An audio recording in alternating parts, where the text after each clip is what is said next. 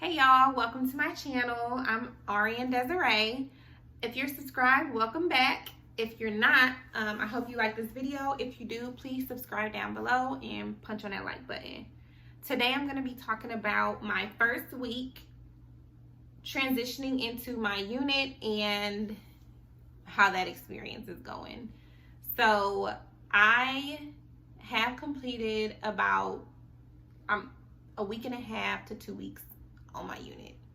And it's been good, y'all. It's been really good. Like, initially I thought it was gonna be super overwhelming and I was gonna feel like bogged down, and I don't at all. I spent my whole first 3-4 days, and it don't seem like long, but it was. Just shadowing my preceptor, just watching how she organizes her day, creates care plans for her patient, and all that, how she does her assessments. And I've learned so much just doing that. Like, they don't just throw you out there like I thought they were gonna do. On our unit, there's a ratio of 6-to-1 per nurse, so you get 6 patients per nurse on the Med-Surg unit that I'm on, and that alone seemed super overwhelming. But when you're on 12-hour shifts, you'll be so surprised how much you can learn throughout one shift. Like, by the end of my first shift, I'm like, let me get a patient. You know what I'm saying? Like, you feel good. They don't just throw you out there. So that was one thing that I was super worried about going in that I feel really good about now. I just got my first patient probably the 4th to 5th day,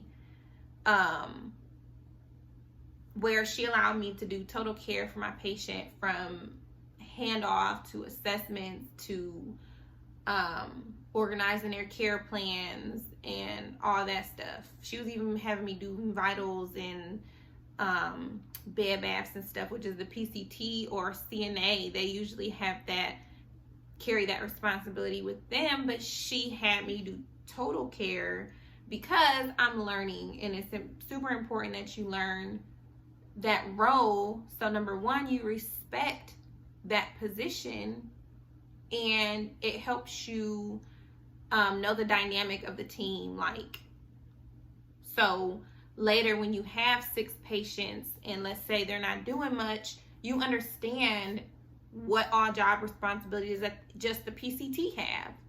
So you know that you need to help. They're there to help you, and you vice versa. So I really do appreciate having that opportunity to do total care and not totally relying on my PCT to do everything, because they get super busy too. One thing that I wasn't prepared for was no break. We don't get a break. Like, I barely got breaks. I barely got a 30-minute lunch. They say you're supposed to, but it's just not realistic. And that's with me not even having my own patients. Since I've started having one patient, I have been able to make sure that I get a 30-minute lunch. But that's just me with my one patient, you know, so don't expect this long, great lunch, because you don't get it. We're supposed to get 2 15-minute breaks, one in the morning and one in the afternoon, and I haven't had those since I started. So I'm adjusting to that. It's not bad, but it's just different. I haven't worked in 2 years. I've been a stay-at-home mom. My husband is in the military, so I've been home with my kids. I had 2 kids because he won't leave me alone. So I haven't worked in a while, but whenever I did work, I'm used to getting breaks. Like, a lot of people want their break. In nursing, you don't get that break, at least in Med-Surg, because you're busy. But like I said, it's not a bad busy. It's just like a busy. No, it's just like it's a lot of charting. It's a lot of care. And for me, especially, like, One of my patients, she had been in there for about a week before I had even got her, and her hair hadn't been washed in a week. So she, you know, she already was in a lot of pain, not doing too well, and she wanted her hair done. So it's stuff like that for me that makes me busy. Taking my time out to wash her hair for her and comb it and style it. Like, that makes me feel good. And it made her feel good. So it's stuff like that that gets you busy, because especially, like I said, on the Med-Surg unit, unlike a critical care unit, they are pretty stable. They're pretty stable on my unit. And the care tasks that you have for the day are time stamped. So you know at 9 you need to pass meds. You know at 11 you need to change a dressing. So if you just stay task oriented, your day isn't busy. You might have some patients who, I mean, of course, any patient can go from stable to unstable quickly, but on my floor, they're not. And you have some nurses that are task-oriented. They get their tasks done and they're not busy. But when you want to be a good nurse, which I do, you know, and I have that extra time because I'm just, you know, I went from shadowing to just having one patient, I don't mind. You know, I care for my patients holistically. I want to do whatever I can and try to treat them as if it was my family member in here. So that is something that I'm adjusting to, but like I said, it's not a bad busy. There's also so much charting. Like, y'all, I spend most of my day in that chart. Don't know what I'm doing, don't know where to put my information, but I'm in that chart because everything you do is going in that chart. Your head-to-toe assessment, even though it, unlike nursing school, you don't have to write it out. It's like a click list format. It's a lot. It's a lot. Like, and you need to be accurate because your name is under this. Like, when I first clicked enter and it said Desiree Smith RN, like, my name is signed on that. So you need to make time to make sure that's accurate. A lot of the more seasoned nurses get through that relatively quickly now, but not me. Like, that's my whole day. I'm charting stuff constantly. I'm constantly charting stuff. And throughout the day, you're constantly charting stuff. Also, you chart to exceptions for most facilities. So unless it is not normal, you chart it. Unless it is normal or not normal, you chart it. Whatever. If it's not normal, you chart it. If it's normal, you don't have to chart it. But I like to chart everything. Like, I want my patient's status to be documented. If they were stable, I want that to be documented. I don't just want to, you know, put nothing. That's just me. That's just the way that I like to CYA, basically. And my preceptor does that too, so that's probably something I pulled from her as well. But I appreciate it, and I like to do that because you never know what could pop up. You never know what somebody's baseline normal is. You don't want to just go off word of mouth like, oh, they have dementia and that's normal for them. No, I want to document all my stuff, and I want to see I want a good baseline for myself. I won't do it all day. If I assess again, then I may do by exception. But anywho, it's a lot of charting.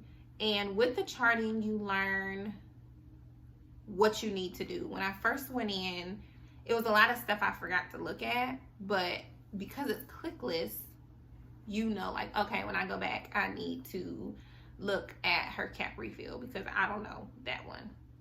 I don't know if hers was that or whatnot. So that's very helpful. Another thing that I was kind of overwhelmed about when I first started was interacting with my coworkers.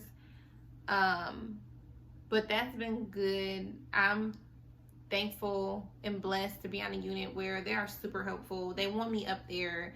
And this is only my first week, so I might be updating y'all in a few weeks. Like, they can't stand me, y'all. Like, they want me gone. They can't wait. I'm orientating on days. They can't wait for me to go on nights. They can't stand me, y'all. But as of now, they're great. Kind of overwhelming to call the doctors, but even they know that you're new most of the time, and they're super easy to talk to for the most part. There are a few doctors who really don't care to talk to you, to be honest. But that's still your job. Like, I'm still here to advocate for my patient, so I'm not going to let that stop me from calling. But overall, it's been pretty good, like, my interactions with everybody on the unit. Getting up early. I get up at 5 to get to work at 6:30. I'm tired. I'm still tired today. I was supposed to do something different to my hair. I just threw it up. I don't even like this bun. I just threw it up, y'all, because I'm so tired. I'm so sorry. My husband probably sick of me. But I'm tired. Like, I get up so early to get there, and that's a big adjustment too. So make sure you're eating good. Make sure you're taking care of yourself. I know it's super easy the first day in an orientation to be making sure you're cute, but day 3, you in there looking crazy. So take care of yourself. Make sure you brushing them teeth good. Make sure you're doing good skincare too right now, because you have to wear that mask all day and it makes your face break out. For real. It's moisture under there and all type of stuff. So make sure you're on top of your skincare. I didn't realize that. I'm breaking out, y'all.